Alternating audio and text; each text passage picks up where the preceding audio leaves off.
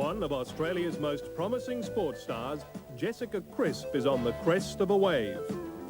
Some of the world's craziest sportsmen, free-fall canoeists taking a dive.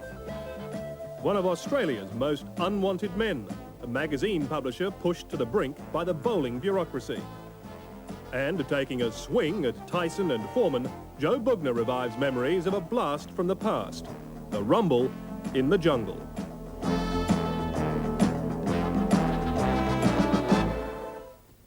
Good evening, everyone. Also in Sports Arena tonight, we cross live to the Shield final in Perth. We take a look at Fremantle 6 weeks after the boom went bust. And we commiserate with a team that just can't win, but just keeps on trying to try. But first tonight, a world-class athlete with tons of talent turns her attention to another team of desperates. They've been kicked around for so long, they've swallowed their pride and settled for a woman's touch. Roger Wills reports on a relationship that's none too common.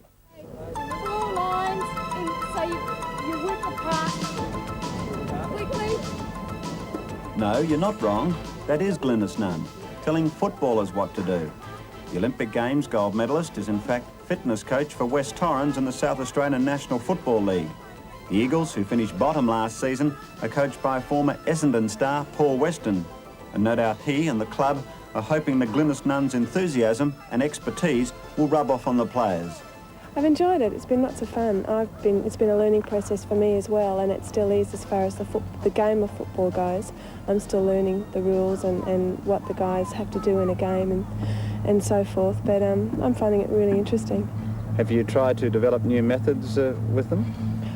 That was part of the whole idea, was to try and make pre-season more interesting, and as well as working the fitness level sort of idea fairly hard, and it seems to have worked pretty well. I mean, even though they didn't play terrifically well against Glenelga, their fitness level was good, so we can only get better. Back in her normal sporting environment, the Olympic sports field in Adelaide, there's been another change for the former heptathlete. She's decided to not only continue with the 100 metres hurdles, but also to step up to the gruelling 400 metres hurdles.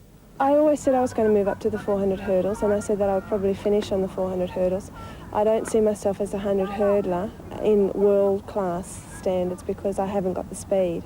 But if I move up, I think given the background of work that I'm going to be doing, that I've started to do now and will continue to do this year, I think it'll stand me in good stead, and hopefully I'll perform quite well. You obviously have enormous respect for Debbie Flintoff. Do you think long-term that you can beat her? I don't know.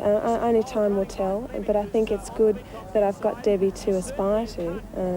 I think, well, in Australia we've got the 400 hurdles are very strong. We've got Jenny Laurenday, who was third in Edinburgh, also Sally Fleming from the ACT, who is running fairly well too. So there's 3 already well-performed 400-metre hurdle women in Australia, so I'm just coming up to them now, so hopefully it'll give me something to look towards. Glynis Nunn's coach, John Daly, is one of the most respected in Australia. There's no doubting Debbie Flintoff's ability.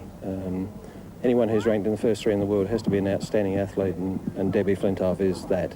But yeah, we're serious about it, and while it may not be the best year to tackle Debbie this year, we're certainly on target for 88, and I think it'll be good for Australian athletics having people like Debbie and Glynis competing against one another.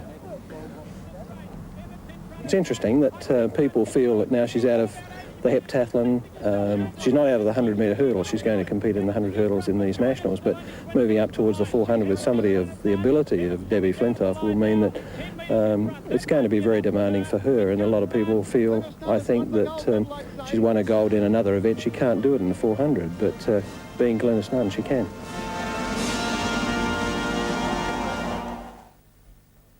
Well, unfortunately, despite Glynis Nunn's guiding hand, things have not yet turned to gold for West Torrens as they maintain that losing feeling. And we'll check on Glynis's fortunes next weekend when Sports Arena covers the National Track and Field Championships in Sydney.